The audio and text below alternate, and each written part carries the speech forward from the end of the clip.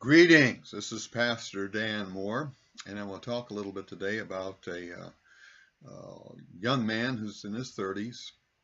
His parents are evicting him. It's making the news. He, for a time, was without a job. He has a child to support. He's never married, from what I can understand. Basing on what I'm picking up in the news and whatnot. And he was given a job offer. And the man who gave him the job offer owns 250 Italian pizza restaurants. And one of the reasons why he did, he says, millennials have it tough out there. Okay, I'm going to talk about that point first. Do the millennials really have it tough out there? Well, according to the statistics I'm reading, in 1932, which was the worst year of the Great Depression, 1 out of 4 Americans was jobless. 1 out of 4. Just consider that number, 1 out of 4. So if you got 3 friends standing beside you, 1 of you was not working. Now, the current statistic is 4%. It's floating between 3.9 and 4.1. So consider if you have 99 friends standing around, and 1 does not have a job. Look at the difference between the 2 pictures. 1 out of 4 or 4 out of 100. I'm just saying. Yes, millennials may have it tough, but they didn't have it tough as the people living in 1930. Now, there were other times, and I'm just going to select some from that affected me probably during my time frame when I was ready to go to work. From under President Nixon, let me put my eyes on, December 69 to November 70, a 5.5% unemployment rate. Oil crisis, November 73 to March 75, 8.8% unemployment. Energy crisis, January 80 to July 80, 7.8% unemployment. Iran energy crisis, July 81 to November 82, 10.8% unemployment. Gulf War recession, July 90 to March 91, 6.8%. And the 9/11 recession, March 01 to November 01, 5.5%. Okay, and then we recently had something under the Obama administration, but that was considered the second worst, but it didn't even, I think it was about 8%. So we haven't had anything like the Great Depression. Yes, it's kind of tough, and if 1 out of 10 is unemployed, that's pretty bad. But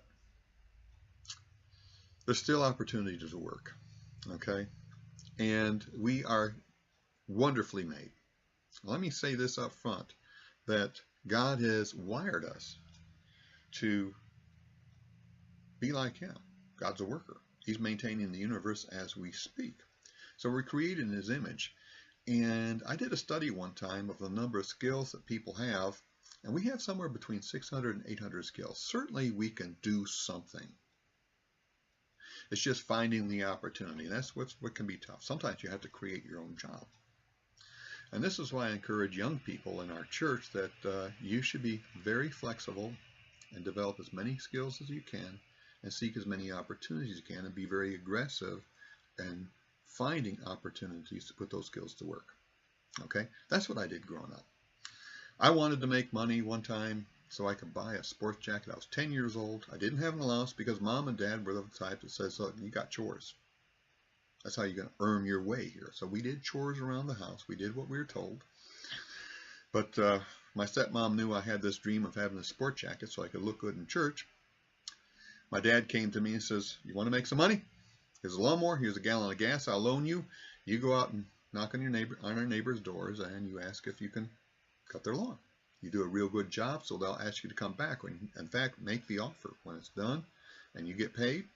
And you say, may I come back in a week or whatever. And what you want to do is build up a steady clientele. This is some of the wise words from my father. And from that point on, I was always looking for opportunities to make some extra money. So I was an entrepreneur in the beginning. I wasn't depending upon others because in some communities that we moved around, I was an Army brat, there was already a settled community where everybody knew everybody, and so it was kind of difficult to work your way into those communities because the cliques were already formed. Everybody knew everybody, and I was an outsider. You're a stranger. Do we really know you? So I had to prove myself along the way. But be that as it may, I found ways all along the way where I could use my skills to help others. And I've done a lot of things on the side. Even while I was in the Army, I always found different things to do to bring the extra money in that we would occasionally need. So I'm surprised when I hear about this young man living in his parents' home and he's not showing much energy, but I don't know what the economy is locally, because there's a difference between national statistics and what's happened locally, because that could be a difference. And I know it's a risk sometimes, because maybe what you need to do is go to greener pastures. Okay, if the grass is really brown and dry here and you got cattle, you need to move them to a greener pasture. We're not talking about the old say the grass is always greener on the other side of the fence. Well, sometimes it is, and so you have to pick up and move. And sometimes you have to go where the jobs are, and a lot of people fear that. So if you can't go where the jobs are, then you have to create one where you're at. So we're fearfully and wonderfully made. And I just pray that this young man does take the job offer that this president of this pizza company or Italian restaurant chain has. He offered him $1 more than what mom and dad offered this young man. We'll give you $1,100 in 2 weeks notice so you can find a place and get on your feet and move on.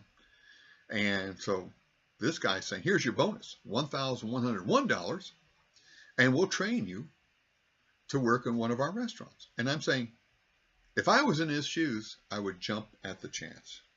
It may not be what's on in your bucket list or on your dream job, but you know, to get that dream job, you sometimes have to start low and start building up the skills so you can move over to it. Consider David.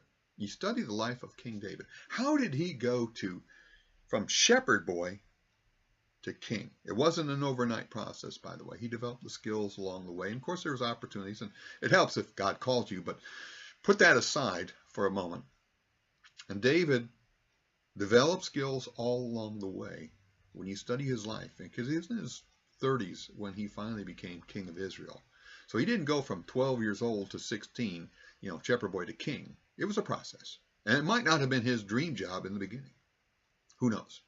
He's not here for us to interview, but those of us who get to heaven, we can ask him when we get there, if we really want to. So with that, let me just close with this passage from Ecclesiastes. There is nothing better for a man that he should eat and drink, and that he should make his soul enjoy good in his labor. This also I saw, that it was from the hand of God. Ecclesiastes 2. Verse 24, and I hope and pray God had moved that business owner to help this young man, and this young man would see this as a gift. Thank you for watching, and I hope you've been blessed by this. Take care, and God bless.